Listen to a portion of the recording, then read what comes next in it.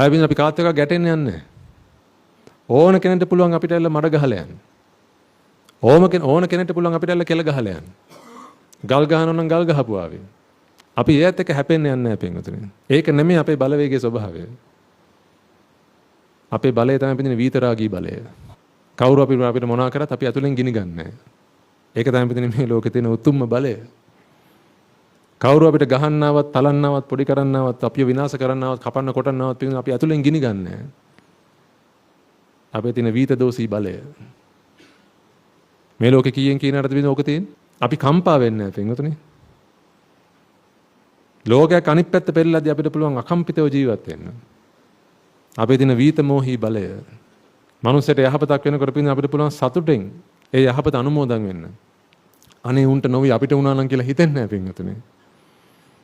ඒ නිසා මිනිස්සුන්ගේ සතුට දැක දැක අපිට පුළුවන් ඒවට සාදුකාර දෙන්න. මිනිස්සුන්ට යහපතක් වෙනවා දැක්කහම පිටින් අපේ හිතේ සාදුකාර නැගෙනවා. ඒ යහපත උන්ට නොවි මට වුණා නම් කියලා කවදාකවත් හිතෙන්නේ නැහැ. ඒ කියන්නේ පිටින් මේ ලෝකේ කාටද යහපත වෙන්න ඕනේ? කාට හැපුණත් කමක් නැහැ නේද? ඔන්න ඔක තමයි අපේ බලවේගය.